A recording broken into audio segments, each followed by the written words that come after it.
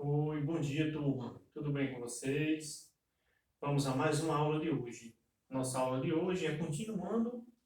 Agora vamos para o conjunto de números irracionais.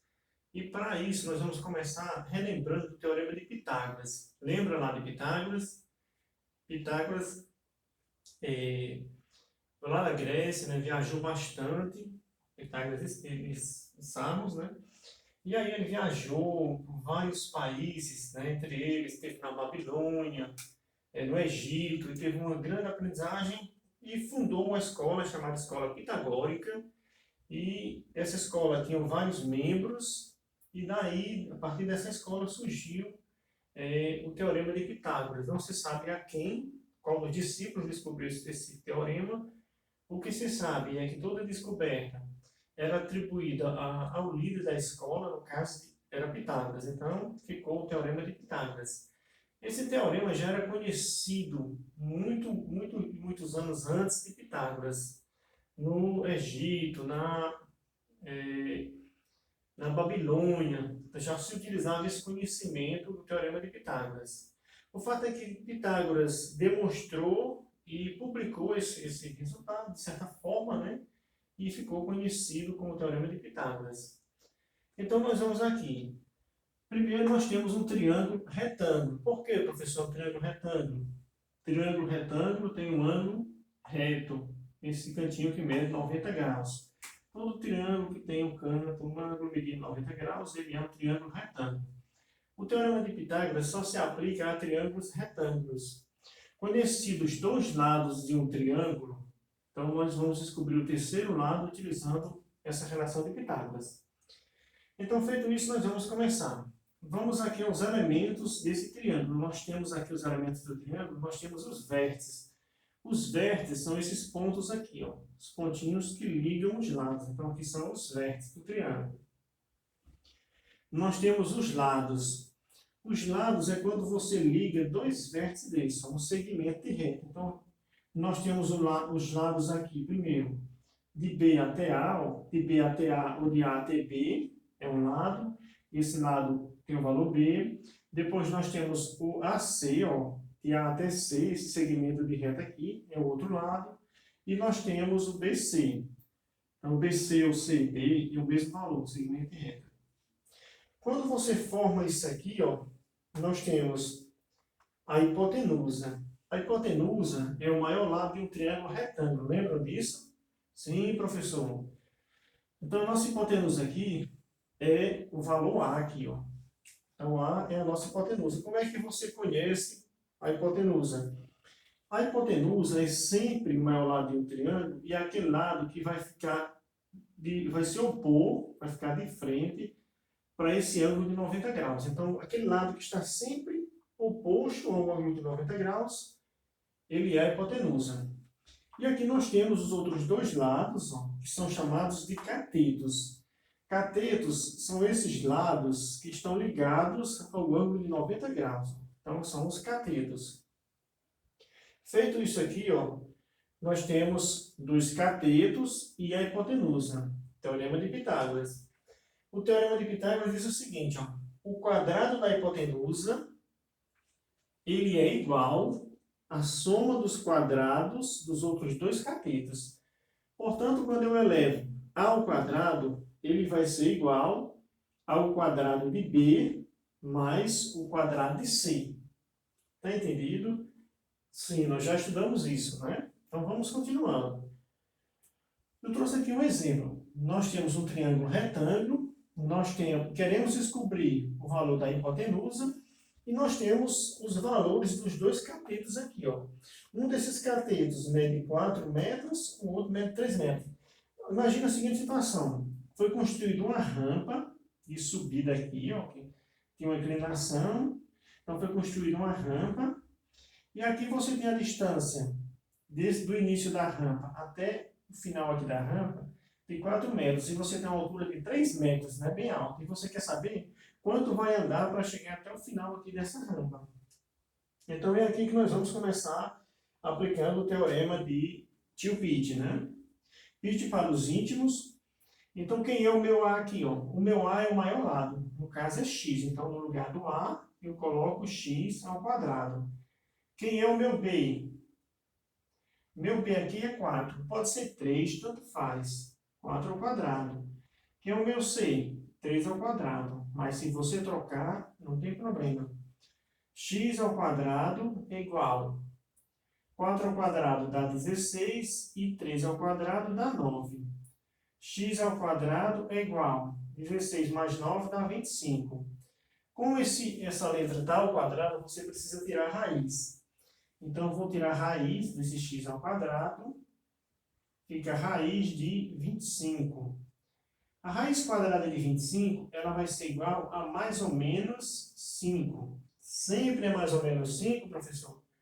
Sempre é mais ou menos. Agora, o 5 vai depender dos valores. Por exemplo, se aqui fosse 6 e aqui fosse 8, você ia ter raiz quadrada de 100, que seria 10. E assim sucessivamente. Vários números dão raízes quadradas exatas. É sempre mais porque tem dois números que colocados no lugar do x ao quadrado vai dar 25. Por exemplo, se você colocar menos 5 no lugar do x ao quadrado, dá 25. Se você colocar mais 5, dá 25. No entanto, como nós estamos trabalhando com distâncias, não se admite raiz quadrada com valores negativos. Portanto, fica sempre 5 positivo, quando se trata de geometria, distância. Feito isso, nós vamos para lá. Ah, professor, e o que é isso aqui? Bem, agora nós vamos começar o verdadeiro conjunto dos números irracionais. Eis que surge aqui os irracionais.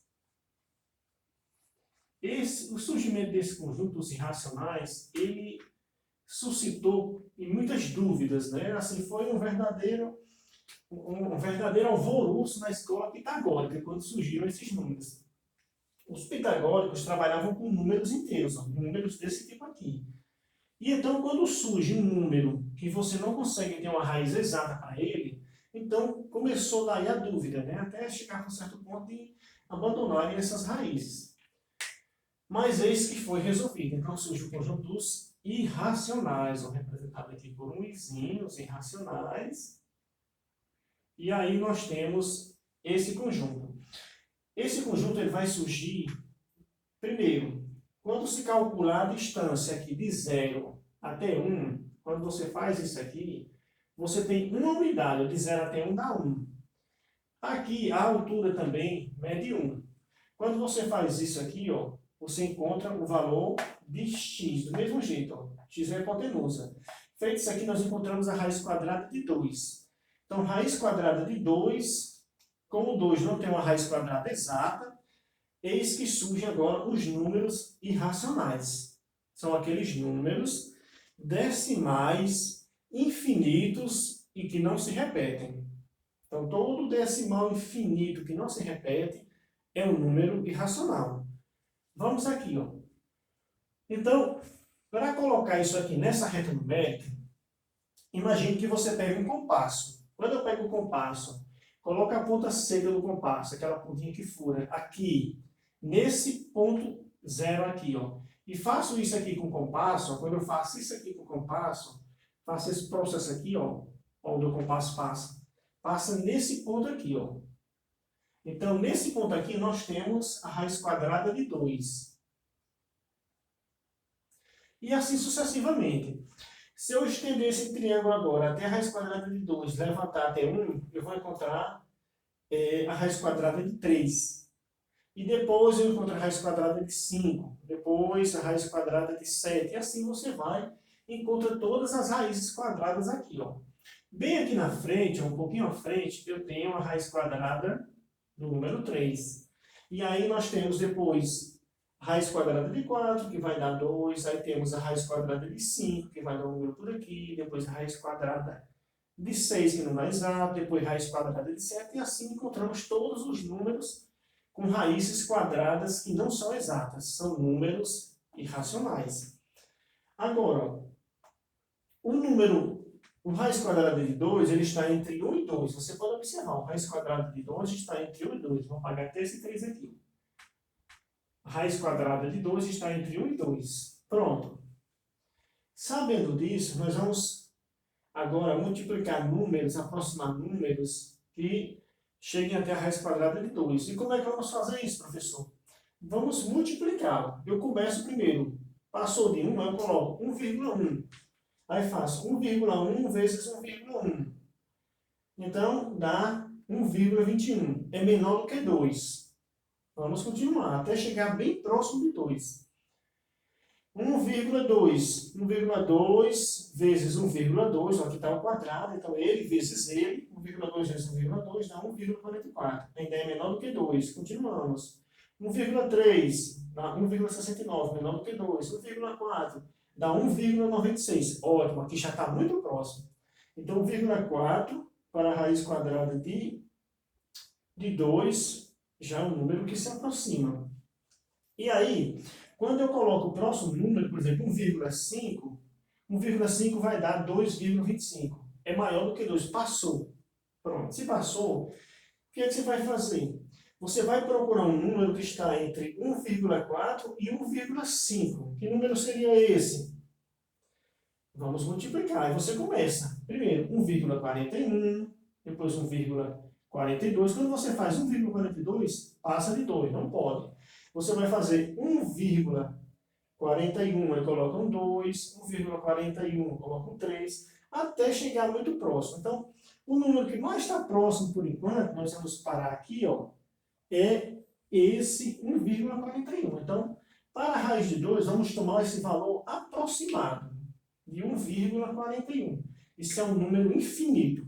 Você não vai chegar no final desse número. Ele é infinito e, diferente das dízimas, que elas param e começam a se repetir, aqui não para. Portanto, a raiz quadrada de 2, nós vamos tomar, assim, por falta, né? 1,41, muito distante. Isso aqui é um número infinito. Então, vamos tomar aproximadamente 1,41. E assim nós vamos fazer com todas as raízes que forem quadradas e que não forem exatas. Você vai tomar essas aproximações, vai multiplicando até encontrar. Pois bem, uma observação que eu quero fazer aqui é a seguinte, ó. Professor, toda raiz quadrada não exata é um número irracional? É. Toda raiz quadrada que não tiver um valor exato é um número irracional. Ah, professor, então todo número irracional é uma raiz quadrada? Não, não vá por aí. Nem todo número irracional é resultado de uma raiz quadrada. Eu vou mostrar um número irracional que é considerado um dos mais importantes aqui na matemática.